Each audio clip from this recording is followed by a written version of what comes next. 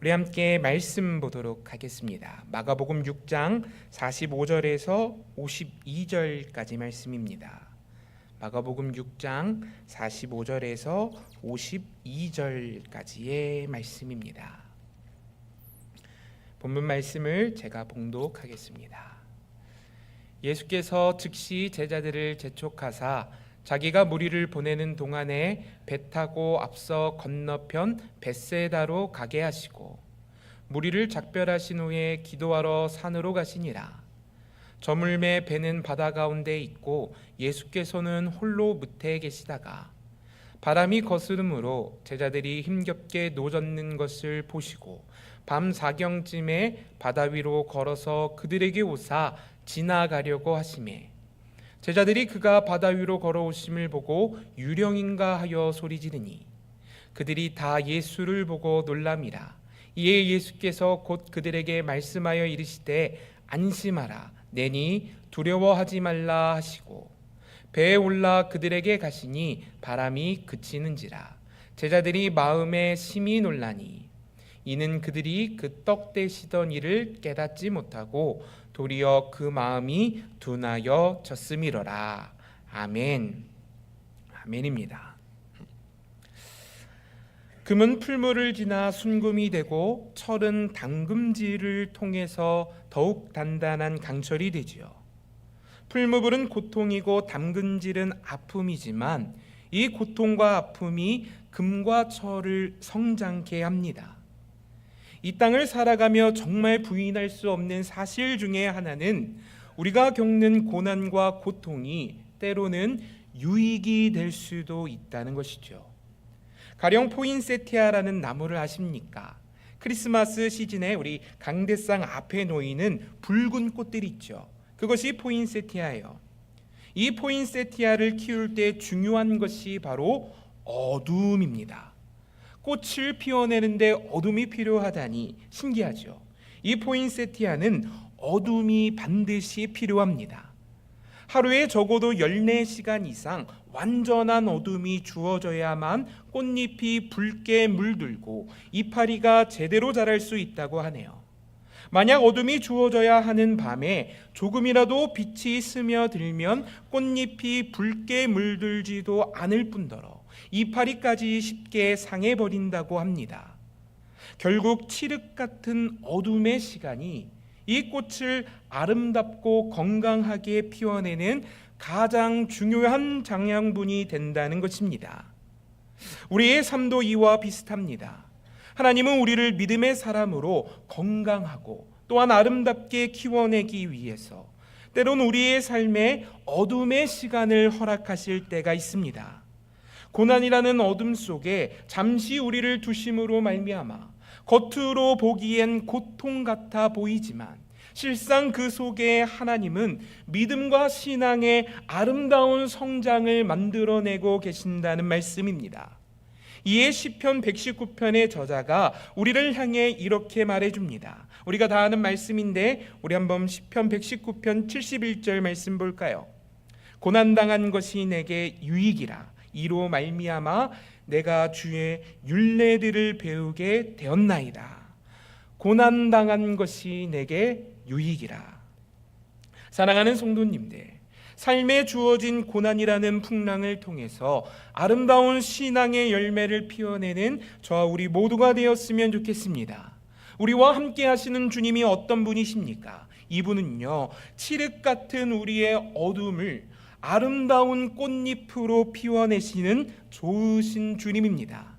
주님을 다시 한번 고백합니다. 우리와 함께 하시는 주님은 칠흑 같은 우리의 어둠을 아름다운 꽃잎으로 피워내시는 좋으신 주님입니다.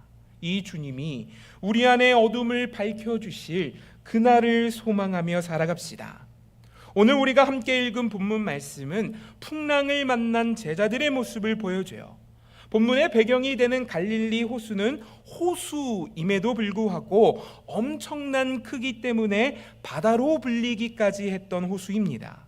이 호수에는 북쪽 헐몬산에서 그 골짜기를 타고 내려오는 갑작스럽고 강력한 돌풍이 불 때가 있습니다. 실제로 이 돌풍은 시속 50마일 정도가 된다고 하네요. 시속 50마일의 바람이 높은 산에서 갈릴리 호수를 향해 불어옵니다. 엄청 빠른 바람이지요. 놀랍게도 이 바람이 만들어내는 파도의 크기가 3m에 달했다고 해요. 파도의 크기가 3m라니 상상이 가십니까? 얼마나 큰 파도입니까? 게다가 본문의 제자들이요, 이 거친 풍랑을 마주한 시간이 바로 밤 사경이라고 본문은 기록해요. 사경이라 함은 새벽 3시부터 6시 사이를 가리키는 표현입니다. 즉 가장 어두운 칠흑 같은 밤에, 그것도 작은 배 위에서 제자들은 거친 풍랑을 맞았다는 것입니다. 그들이 탔던 배는 타이타닉과 같은 유람선이 아니었어요. 그저 나무로 만들어진 작은 배에 불과합니다.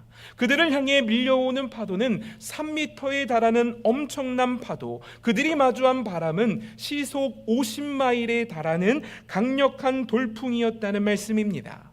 지금 제자들의 모습이 상상이 가십니까? 풍랑의 한가운데에 놓였을 제자들은 엄청난 두려움과 공포를 느꼈을 것이 분명하지요. 마치 고문을 받는 것 같은 두려움, 고문을 받는 것 같은 고통이 밀려왔습니다. 본문 48절 전반부를 한번 볼까요? 본문 48절입니다. 바람이 거스름으로 제자들이 힘겹게 노젓는 것을 보시고, 요 48절에 힘겹게라는 단어로요, 헬라어 바사니 조메노스가 쓰였어요. 바사니 조메노스. 이 단어는 고문당하듯 괴로워하다라는 뜻을 가진 단어입니다. 즉 제자들이 깊은 어둠에 마주했던 이 풍랑은 제자들에게 있어서 고문과 같았다라는 거예요. 극심한 공포였다라는 것입니다.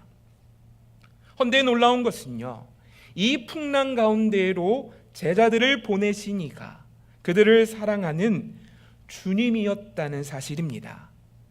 주님이 풍랑이 있는 바다 한가운데로 그들을 보내십니다. 오늘 본문의 사건이 있기 바로 전에 오병이어 사건이 있었어요.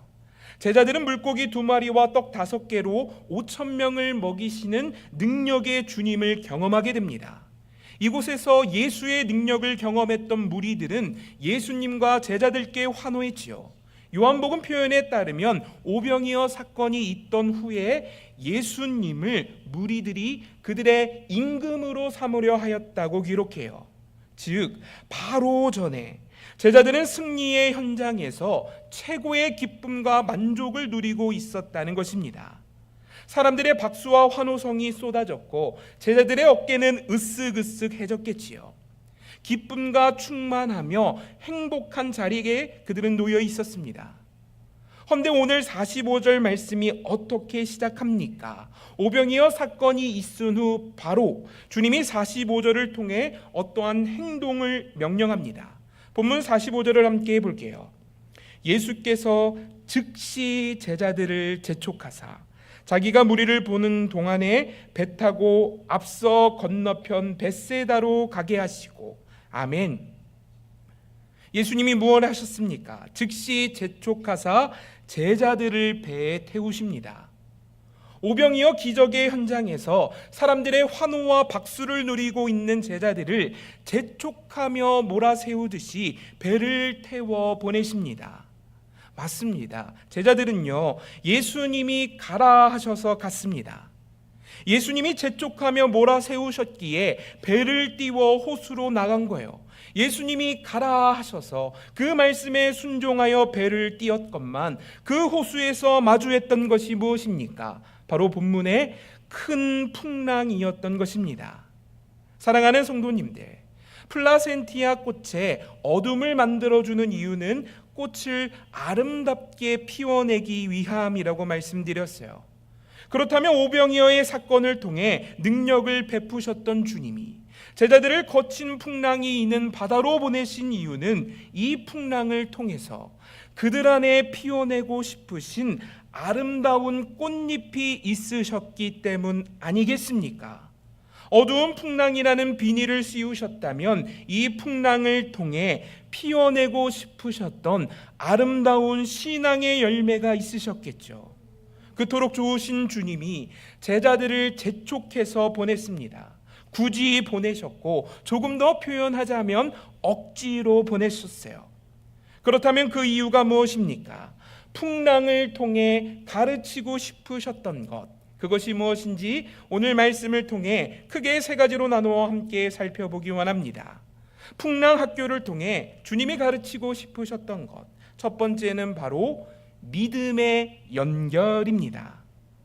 오병이어의 기적을 통해 제자들은 예수님의 능력을 경험했어요. 능력을 경험했다면, 예수님의 하나님 되심을 보았다면 이제 다음 단계를 향해 나아가야 하겠죠. 다음 단계는 바로 경험한 그 능력을 내 삶의 현장에 연결하는 것입니다. 제자들을 즉시 재촉하사 바다로 보내신 이유가 이 연결 때문이라고 생각합니다. 어떠한 한 가지 사건에 취해서 과거의 은혜에 매여 있는 것이 아니라 오늘 내가 살아가는 삶의 현장에서 과거에 경험하고 보았던 주님을 연결시키라는 것이죠. 사랑하는 성도님들, 신앙은 연결입니다. 선풍기도 코드를 꽂아야 돌아가고요. 아무리 좋은 자동차라도 연료를 넣어줘야 움직입니다. 성경을 아무리 많이 읽어 하나님에 대한 지식이 가득해도 그것이 우리 삶의 현장에 연결되지 않는다면 무엇이 유익할 수 있겠습니까? 맞습니다. 보고 들은 성경의 하나님을 우리 삶의 현장에 연결하는 저와 우리 모든 성도님 되시기를 축복합니다. 성경을 통해서 알고 성경을 통해 깨닫게 된 하나님을 우리 삶의 현장에 연결하는 것, 이것이 바로 신앙입니다. 예수님이 풍랑을 통해 제자들에게 가르치고 싶으셨던 것이 이것이에요. 풍랑이 있는 고통의 현장에서, 나의 힘으로 이겨낼 수 없는 고난의 현장에서 전지전능한 하나님의 능력, 오병이어를 통해 보여주셨던 우리 주님의 기가 막힌 능력이 연결되어 나타나기를 믿음으로 소망해야 한다는 것입니다. 그런데 본문의 제자들의 모습은요, 이 연결이 쉽지 않다는 것을 보여줍니다. 오병이어를 통해 예수님의 능력을 바로 전에 경험했지만 본문의 시간을 따져보자면 몇 시간도 채 되지 않았습니다. 바로 직전이에요.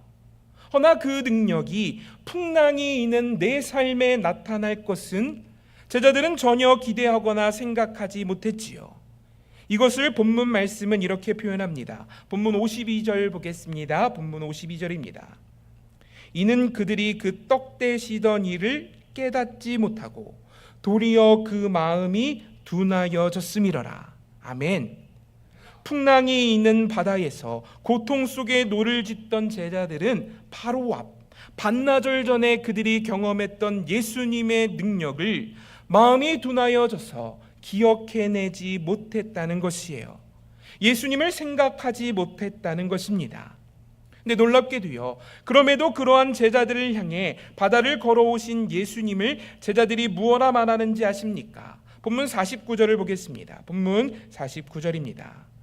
제자들이 그가 바다 위로 걸어오심을 보고 유령인가 하여 소리지르니, 유령인가 하여 소리지르니, 그들을 찾아오신 예수님을 제자들은 알아차리지 못했습니다. 도리어 그분을 향해 유령인가 하여 소리칩니다. 유령이 무엇이에요? 실체가 없는 허상, 헛개비라는 것이지요. 사랑하는 성도님들, 여기까지만 보면 본문에 보여지는 제자들의 모습이 어리석어 보입니다. 허나 우리의 삶을 돌아봅시다. 풍랑 가운데에 놓여있는 우리의 모습이 본문의 제자들과 같을 때가 있지 않았습니까? 구원의 주님을 실체가 없는 허상으로 생각하지요. 연결하지 못하는 신앙의 모습으로 하나님의 능력과 말씀을 그저 성경에 갇힌 이야기, 실체가 없는 허상으로 치부합니다. 마음이 둔하여짐으로 말미암아 하늘의 능력으로 떡을 떼시던 능력의 주님을 지금 이곳에 연결하지 못하는 것입니다. 우리의 믿음이 무엇입니까? 우리의 믿음은, 우리에게 주신 성경은 살아 역사하시는 하나님에 대한 기록이라는 것입니다. 이 말씀은 우리 모든 삶의 순간 적용되며 살아 운동력 있는 진리로 우리의 삶에 지금도 여전히 나타나고 있다는 것이지요. 맞습니다. 실체가 없는 허상, 유령이 아닌 주님입니다. 사랑하는 성도님들, 연결합시다. 주님을 연결합시다. 저의 삶을 보니 그래요. 가끔 보니까요, 제 믿음이 1마일도 안 될 때가 있음을 보게 됩니다. 믿음의 연결이 1마일도 안 갈 때가 있어요. 부끄럽지만 저의 모습을 고백해요. 교회 사무실에서 성경을 읽을 때면 마음에 막 소망이 가득합니다. 내 삶의 문제가 거칠게 몰아쳐와도 지금 성경 안에 계신 하나님과 함께라면 정말 두려울 것 없다는 담대한 믿음이 샘솟아요. 헌데 사역자실에서 화장실을 가려면 우리 교회에 있는 긴 복도 지나가야 하잖아요. 이 복도를 지나가면서 믿음 다 털어먹습니다. 화장실에서 손 닦으면서 세상 근심 염려의 마음을 빼앗긴 저의 모습을 바로 지난주에도 보게 됐어요. 조금 전에 바로 저기서 사무실에서 성경을 통해 하나님의 능력을 보고 믿었는데 이 믿음의 길이가요, 화장실 가는 복도조차 연결할 수 없었던 것이에요. 1마일이 무엇입니까? 바로 전에 보고 바로 전에 듣고 바로 전에 경험했음에도 지금 연결시키지 못하는 우리의 연약한 모습을 보게 됩니다. 사랑하는 성도님들, 믿음으로 축복합니다. 연결합시다. 구약의 신명기는 모세의 유언과도 같은 말씀이에요. 그토록 사랑하는 이스라엘 백성들을 향해서 모세가 마지막으로 내뿜었던 간절한 설교가 신명기입니다. 신명기의 핵심 교훈이 무엇입니까? 기억하라죠. 무엇을 기억하라 모세가 선포합니까? 신명기 4장 39절을 보겠습니다. 오늘 내가 너희에게 증거하노니 너희는 너희 하나님 여호와를 알라. 그는 하늘과 땅에 있는 유일한 하나님이시니 무엇을 기억하라. 그가 너희 가운데 행하셨던 일, 홍해를 가르시고 만나와 메추라기를 내시며 반석에 물을 내시고 너희 원수들을 진멸하셨던 행하신 일을 기억하라. 하나님이 너희 가운데 행하셨던 일을 기억하라. 그가 어떤 분이셨고 어떻게 너희를 돌보셨으며 어떠한 능력으로 우리와 함께 하였는지를 우리의 삶의 현장에서 기억하라. 즉 모세가 말한 기억하라는 명령은요, 단순히 과거에 있었던 어떠한 사건을 떠올리라는 것이 아니라 하나님이 베푸셨던 은혜와 능력을 우리 삶의 현장에 기억하며 연결하라는 명령입니다. 사랑하는 성도님들, 풍랑을 만났습니까? 본문의 제자들과 같이 내 힘으론 이겨낼 수 없는 거친 파도가 나를 향해 몰려옵니까? 선하신 주님, 능력의 주님, 나를 사랑하사 자기 자신을 아끼지 아니하고 내어주신 주님, 이 주님을 기억하며 연결하는 저와 우리 모두 되시길 축복합니다. 성경이 증언하는 전지전능의 하나님, 그분을 우리 삶의 현장에 믿음으로 연결합시다. 그분이 우리를 돌보십니다. 예수님이 제자들을 재촉하셔서 풍랑 가운데로 그들을 보내심은 그들이 오병이어에서 경험했던 예수님의 능력을 풍랑이 있는 바다에서도 연결하기를 바라셨기 때문입니다. 배워야 하는 첫 번째, 무엇이라고요? 믿음의 연결입니다.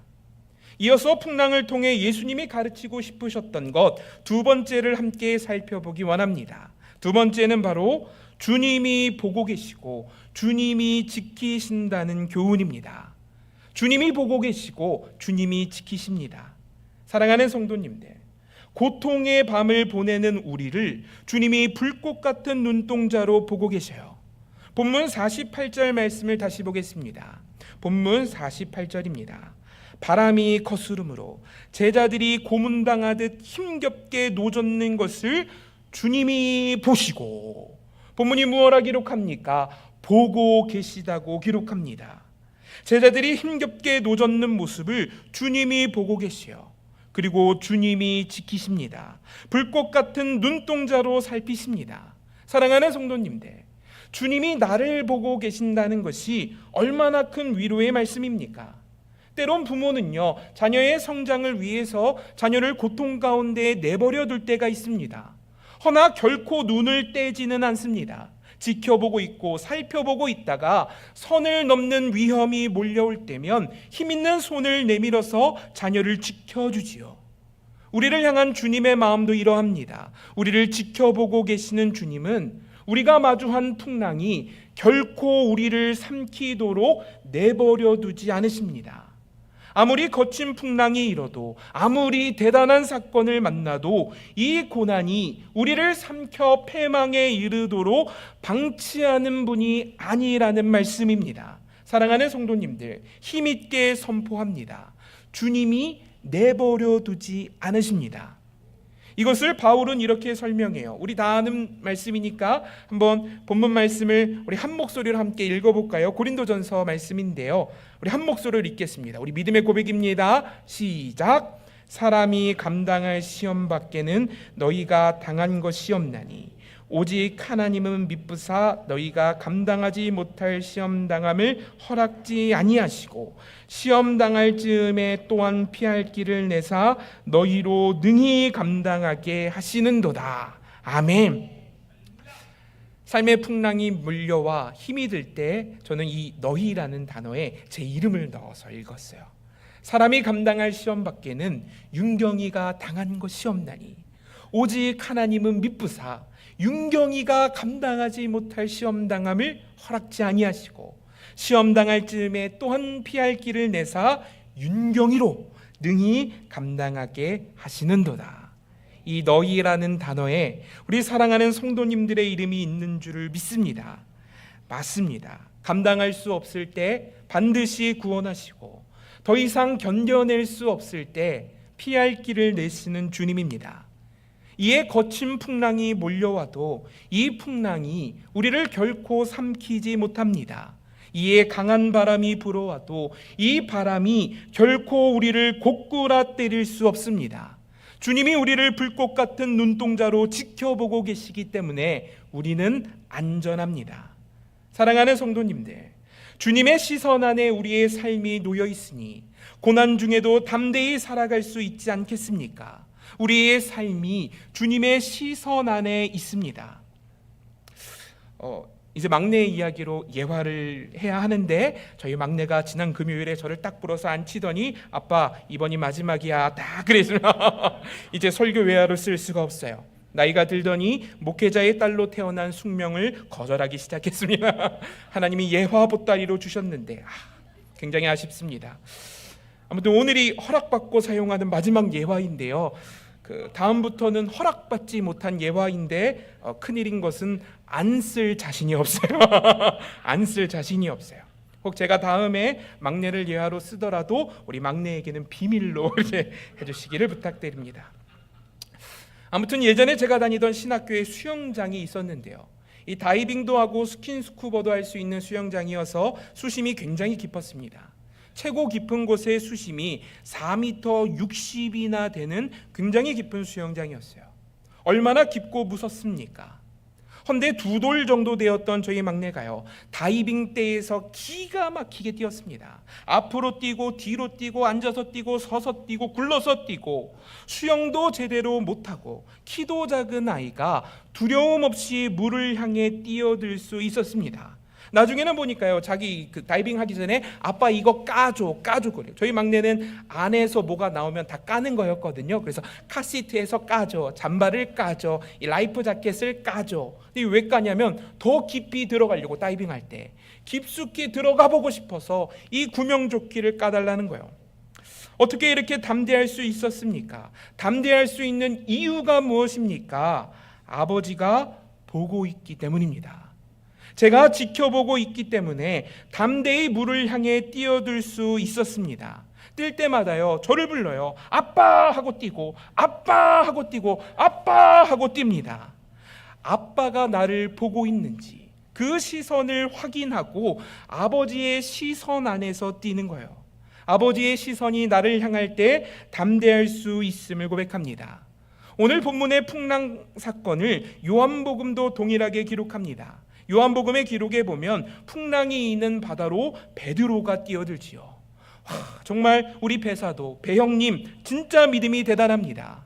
3m의 거친 파도가 치고 미는 바다 위로 배형님 뛰어듭니다. 어떻게 뛰어들죠?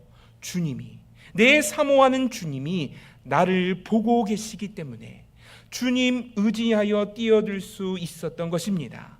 사랑하는 성도님들, 풍랑을 마주한 우리에게 본문 말씀을 통해 주님이 말씀합니다. 내가 지켜보고 있다. 불꽃 같은 눈동자로 한순간도 놓침없이 다 지켜보고 있다. 깊은 어둠 속에도 내가 너를 똑똑히 보고 있다. 맞습니다. 지켜보시는 주님은 그분의 완전한 시간표를 따라 최고의 타이밍에 우리를 건지십니다. 풍랑을 만난 제자들에게 주님이 찾아오시는데 본문은 주님이 물 위를 걸어오셨다고 기록해요. 얼마나 멋지고 위대한 장면인지요. 우리 주님이요, 풍랑이 있는 바다 위를 걸어오십니다. 근데 궁금하신 적 있지 않으십니까? 왜 바다를 걸어오셨을까요? 바다를 걸어오신 이유가 무엇일까요? 너무 간단하죠. 배가 없으니까 걸어오셨어요. 이제 제자들을 딱 보니까 가야 돼요. 자칫하다간 제자들 빠지게 생겼어요. 근데 이제 물가를 보니까 배가 없어요. 배가 없네, 걸어가야겠다. 우리 주님 그냥 걸어오십니다. 주님은 이런 분이세요. 자기 백성을 건져내기 위함이라면 그 어떤 방법과 상식을 초월해서라도 바다 위를 걸어서라도 반드시 오시는 능력의 주님입니다. 홍해를 마른 땅같이 가르셨고 반석을 쪼개 물을 내셨으며 구름 기둥과 불 기둥으로 사람의 방법이 아닌 하나님의 방법으로 우리를 구원하셨던 주님입니다. 배가 없다면, 사람의 방법이 끊겼다면 물 위를 걸어서라도 오시는 주님을 바라봅시다. 깊은 골짜기에 있다면 골짜기를 메워서라도 오십니다. 성경은 이 좋으신 주님에 대해서 이렇게 표현합니다. 우리 시편 120편 말씀 한번 보겠습니다. 이스라엘을 지키시는 이가 졸지도 아니하시고 주무시지도 아니하시리로다. 우리를 바라보시는 주님이 졸지도 아니하시고 주무시지도 아니합니다. 단 한순간도 놓치지 아니합니다. 다음 말씀 볼까요? 낮의 해가 너를 상하게 하지 아니하며 밤의 달도 너를 해치지 아니하리로다. 다음 말씀도 볼까요? 여호와께서 너를 지켜 모든 환난을 면하게 하시며 또 내 영혼을 지키시리로다. 아멘, 아멘입니다. 우리를 지키시는 하나님이 졸지도 아니하시고 주무시지도 아니하시며 불꽃 같은 눈동자로 우리의 삶을 살피십니다. 맞습니다. 그래서 안 죽습니다. 결코 안 죽습니다. 혹 죽어도요 다시 살아납니다. 아멘이죠. 결코 안 죽고 혹 죽어도 다시 살아나요. 제가 놀이기구를 잘 못합니다. 보이는 것과 달리 놀이기구 막 씹어먹게 생겼죠. 근데 실상 놀이기구 앞에만 서면 막 마음이 콩닥콩닥거려서 놀이기구를 잘 못타요. 우리 지난달에 유스 아이들 데리고 그 너츠 메리팜 탔잖아요. 회전목마 외에 탄 게 없어요. 요즘은 회전목마도 빨라져가지고요. 이제 놀이기구 못 타시는 분들은 회전목마도 굉장히 재밌다 추천드립니다. 제가 놀이기구를 잘 못하는데요. 어쩌다 가끔 타게 되는 상황이 오면 마음속에 되뇌이는 문장이 있어요. 안 죽는다 윤경아예요. 안 죽는다 윤경아. 안 죽는다 윤경아. 안 죽는다. 안 죽습니다. 아무리 높이 던지고 아무리 빠르게 달려도 안 죽어요. 좌우로 휘둘리고 눈을 뜰 새 없게 요동쳐서 정말 죽을 것 같지만 안 죽습니다. 주님 안에 있는 우리의 고백이 이와 같음을 믿습니다. 깊은 어둠, 거친 풍랑을 만나도 안 죽습니다. 주님이 지켜보고 계시기에, 주님이 건지시기에 안 죽습니다. 안 망합니다. 결코 패배하지 않습니다. 풍랑을 만난 깊은 어둠 속에서 나를 향한 아버지의 시선을 믿음으로 기억합시다. 보고 계시는 주님이여 반드시 지키십니다. 이어서 마지막 교훈을 함께 살펴보기 원합니다. 풍랑을 통해 예수님이 가르치고 싶으셨던 것, 세 번째는 바로 오늘 설교의 총정리이기도 한데요. 풍랑을 통해 제자들에게 가르치고 싶으셨던 것은 바로 자기 자신입니다. 사랑하는 성도님들, 풍랑을 마주했다면 이 풍랑을 통해 예수님을 알아가는 저와 우리 모두 되시길 축복합니다. 풍랑에 두려워하는 제자들에게 예수님이 나타납니다. 그리고는 예수님을 알아차리지 못하는 제자들에게 본문 50절 말씀을 통해 예수님이 말씀하지요. 본문 50절입니다. 이에 예수께서 곧 그들에게 말씀하여 이르시되 안심하라. 내니 두려워 말라.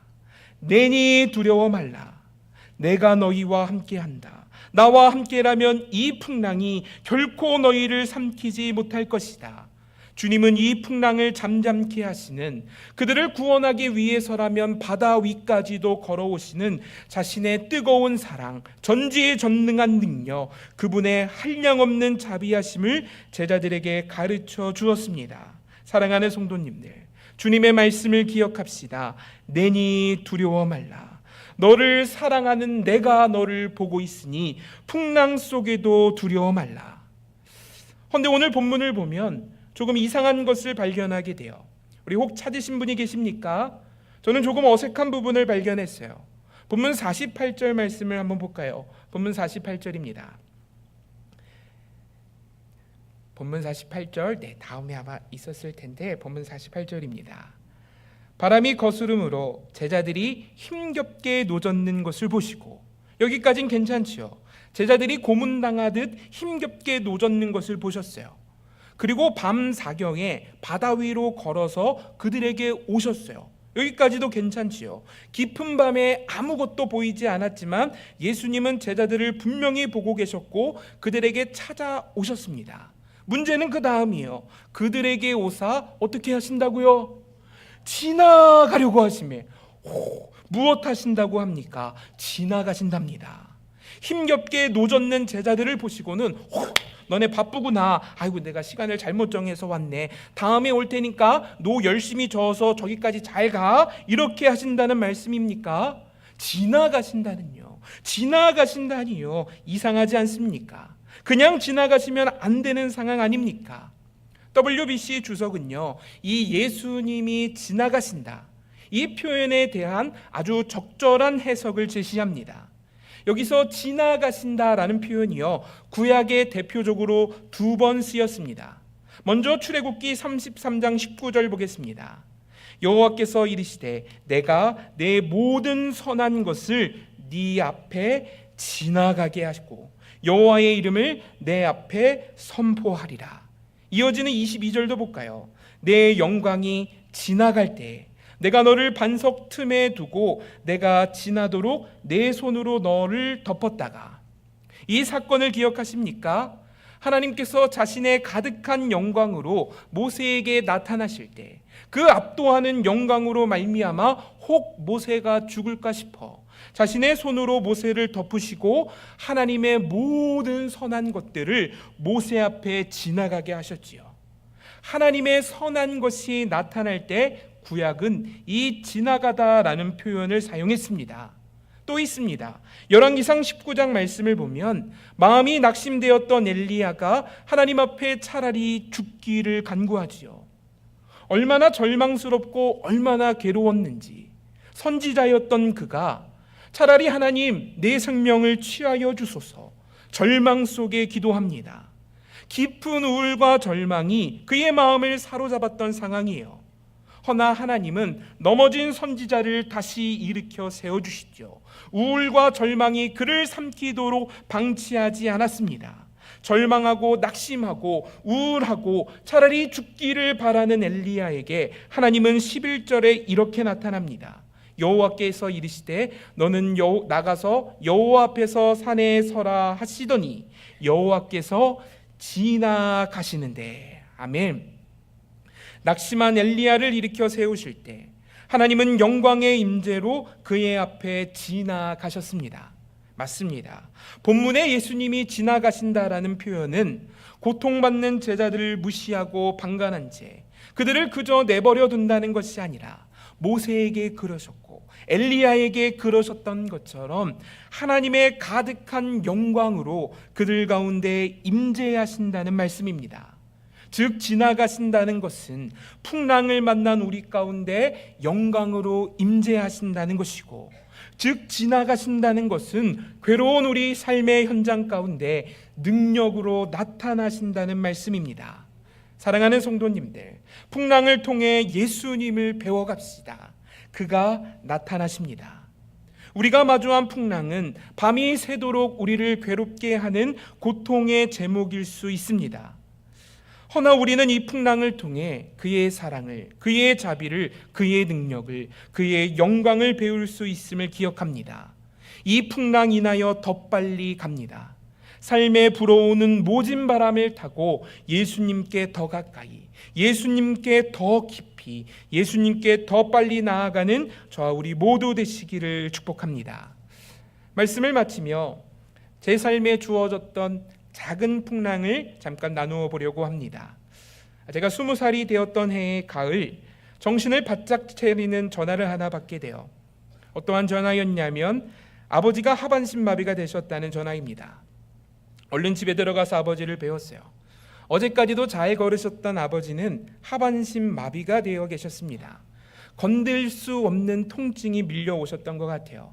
부축해서 병원으로 모시고 가야 하는데 몸을 건들 수 없도록 짜증과 화를 내셨습니다. 아버지는 제 등에 엎인 채 끝내 병원에 가셨어요. 몇 년 전 수술로 다 제거된 줄 알았던 간암이 재발했고 척추에 퍼져서 신경에 전이 되므로 하반신 마비가 되었던 것입니다. 하반신 마비가 되신 이후로 하루에 1시간 이상 잠을 주무시지 못했습니다. 10분, 15분 자다 깨다를 반복합니다. 의사 선생님 말로는 다리가 온종일 저린 것과 같은 감각이라고 합니다. 저리고 아프고 고통스럽다 보니 짜증이 많아지셨고요. 이 짜증은 수발을 드는 가족들에게 아픈 화살이 되어 날아왔습니다. 아버지도 못 주무시고 수발을 드는 저도 못 자고 육체적으로나 정신적으로 참 힘든 시간이었음이 분명해요. 그때 아버지 병수발을 들다가 제 손 2개가 이렇게 부러졌는데요. 아버지가 덩치가 크시니까 저밖에 수발을 못 들었어요. 근데 부러진 상태로 아버지를 침대에 올리고 내리고를 반복하다 손이 틀어져서 잘못 붙었습니다.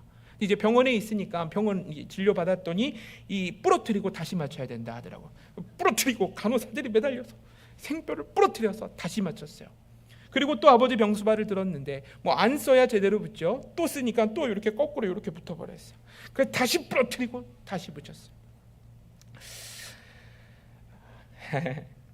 힘든 시간이었던 것 같아요. 아버지가 하반신 마비가 되셔가지고요. 병원에 한 달쯤 계셨을 때 너무너무 건강하시던 할아버지가 갑자기 돌아가시게 됩니다.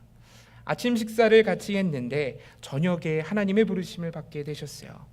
스스로 응급실에 걸어가셨는데 몇 시간 만에 하나님의 부르심을 받게 됩니다. 할아버지가 돌아가시고 한 달 후에 아버지가 돌아가십니다. 이제 집안에 남은 남자는 저밖에 없게 되었어요.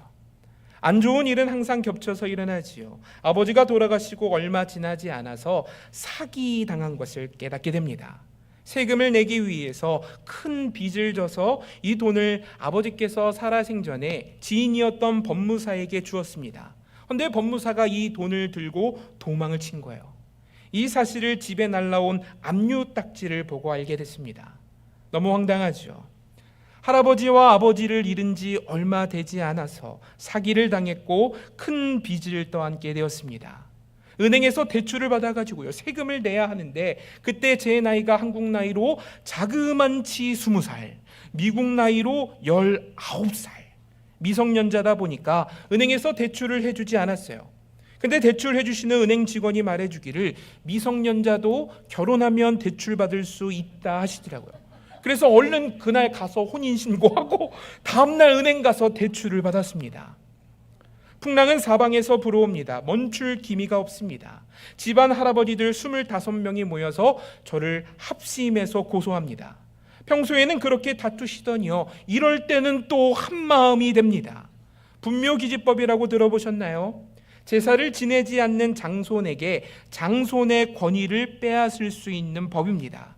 제가 종갓집 장손인데요, 제사를 지내지 않으니까 조상님들의 무덤, 심지어는 할아버지, 아버지의 무덤이 제사 안 지내는 너의 것이 아니라 자기들 것이라는 주장이에요. 다른 누구도 아닌 할아버지들이요, 작은 할아버지, 당숙, 같은 마을에 사는 어르신들이 힘을 모아서 저를 고소합니다. 무덤 뺏어가지고 돈 받으려고 어린 손자를 법정에 세웠습니다. 누군가에겐 풍랑처럼 느껴지지 않을 수도 있겠어요. 더 큰 풍랑을 마주하신 분들도 분명 계십니다. 허나 당시에 저에겐 정말 거친 풍랑이었습니다. 아무리 힘써 노를 저어도 풍랑을 벗어날 수는 없었습니다. 이 파도 지나면 또 다른 파도가, 이 파도를 간신히 넘기니 또 다른 거친 바람이 불어왔어요. 헌데 아십니까? 이 풍랑의 한복판으로 주님이 지나가셨습니다. 다른 말로 주님이 나타나셨어요. 저희 가정은 이 풍랑을 통해 예수님을 만나게 되었습니다. 모든 아픔과 상처를 싸매시는 좋은 주님을 만나게 되었고, 내 삶의 고난까지도 합력하여 선을 이루시는 선하신 주님을 경험하게 되었습니다. 하나님이 베풀어 주셨던 반전의 역사들은 정말 말로 다 할 수 없는 감사와 감격의 제목입니다. 둘로 쏘시면 조금씩 들을 수 있어요. 둘로 쏘시면 하나님이 어떻게 반전을 나타내셨는지 들을 수 있어요. 평생 우상만 섬기시던 할머니가 모든 우상을 버리고 교회에 나가시게 되었고, 교회는 평생 다녀본 적도 없던 어머니가 지금은 신실한 김순희 권사님이 되었어요. 얼마나 교회를 잘 섬기시는지 모릅니다. 아버지는 병상에서 주님을 영접하였고, 누나들은 예수님의 하나님 되심, 사랑하는 자녀들의 기도를 들으시는 예수님의 좋으심을 믿을 수 있게 되었습니다. 다시 고백합니다. 내가 마주한 풍랑은 결국 고난이 아닌 은혜가 되었습니다. 결국 은혜가 되었습니다. 작은 나무배로 거친 풍랑을 마주한 흔들리고 불안한 여정 같아 보였지만, 그 풍랑 속에 예수님이 함께 계심으로 누구도 줄 수 없고 누구도 베풀 수 없는 진정한 평안과 기쁨을 경험할 수 있었습니다. 담대히 고백할 수 있어요. 풍랑 속에 만난 주님은 정말 이렇게 하면 재미가 없죠. 정말 마음을 담아서 여기서부터 고백합니다. 정말 좋으신 분이었습니다. 사랑하는 성도님들, 풍랑 속에 계십니까? 아무리 노를 저어도 풍랑을 벗어날 방법이 보이지 않으십니까? 주님을 바라봅시다.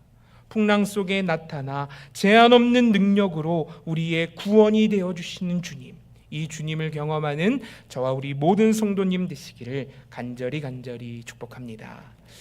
우리 함께 기도합시다. 주님은 보고 계시고